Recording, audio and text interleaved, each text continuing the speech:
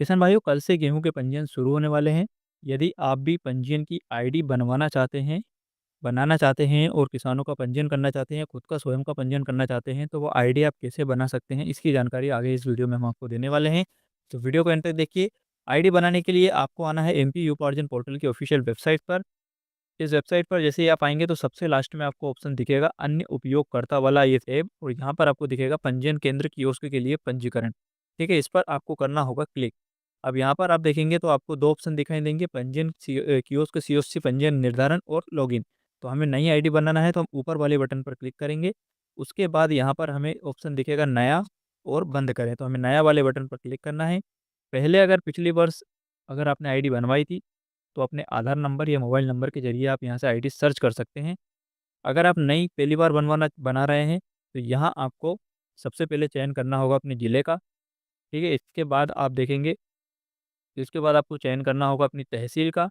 तहसील के बाद जिस गाँव के लिए आप आईडी बनाना चाहते हैं, उस गाँव का आपका चयन करना है। फिर नीचे आपको संस्था चुननी है। इनमें से आपके पास किसी भी एक का सर्टिफ़िकेट होना चाहिए, या तो आपके पास लोक सेवा केंद्र का हो, एमपी ऑनलाइन अगर आप चलाते हैं तो एमपी ऑनलाइन का होना चाहिए। कॉमन सर्विस सेंटर के लिए यानी कि सीएससी का अगर आपके पास सर्टिफ़िकेट है तो आपको सीएससी का चयन करना है। साइबर कैफ़े और ग्राम पंचायत, जनपद पंचायत, तहसील कार्यालय, सुविधा केंद्र का आपके पास किसी भी का एक का सर्टिफ़िकेट होना चाहिए, ठीक है? तो अब यहाँ पर जैसे आप कॉमन सर्विस सेंटर चयन करेंगे, तो यहाँ आपको फिर कॉमन सर्विस सेंटर चयन करते हैं तो यहाँ आपको सीएससी आईडी दर्ज करनी है, ठीक है? इस प्रकार से अगर आप यहाँ पर साइबर कैफ़े चयन करते हैं, तो आपको यहाँ पर गुमास्ता आईडी दर्ज करनी है। इसके अलावा यदि आप ग्राम पंचायत का चयन करेंगे, तो यहाँ पर आपको ग्राम पंचायत, जनपद पंचायत कार्यालय की सुविधा जो आईडी होती है, उसका ना दर्ज यहाँ पर करना होगा। अभी हम कॉमन सर्विस सेंटर का चयन करते हैं, तो यहाँ पर सीएससी आईडी दर्ज करना है। नीचे संचालक का नाम, जो आपका सीएससी में नाम है, वही नाम आपको यहाँ पर दर्ज करना है। फिर उसके बाद आधार नंबर, और इसके बाद आपको मोबाइल नंबर, ईमेल आईडी और पता आपको सेंटर का दर्ज करना है। यहाँ पर सत्यापन बटन पर टिक करके आधार की ओटीपी यहाँ पर आएगी, तो सेंड ओटीपी बटन पर क्लिक करके 6 अंकों की ओटीपी आ जाएगी, उससे आपको वेरीफ़ाई करना है। तो ये जानकारी हो जाएगी आपके संचालक की। उसके बाद नीचे आपको जानकारी दर्ज करनी होगी ऑपरेटर की। तो यहाँ पर आपको आपका केंद्र कौन चलाने वाला है, तो उस ऑपरेटर का नाम, ईमेल आईडी, मोबाइल नंबर, ये सारी जानकारी दर्ज करनी है। ईमेल आईडी, मोबाइल नंबर इसमें आपको सेम आप कर सकते हैं, चाहे तो आप ऊपर जो आपने जानकारी दर्ज करी है, same mobile, same email ID आप यहाँ पर दर्ज करिए। संचालक और ऑपरेटर दोनों एक ही व्यक्ति भी बन सकता है। सारी जानकारी यहाँ दर्ज करने के बाद सेंड ओटीपी बटन पर क्लिक करके इसको भी ओटीपी के ज़रिए वेरीफ़ाई करना होगा। नीचे आपको एक सर्टिफ़िकेट अपलोड करना है, जैसे आप सीएससी चयन कर रहे हैं, तो सीएससी का जो सर्टिफ़िकेट होता है, उसको आप अपलोड कर दीजिए यहाँ पर।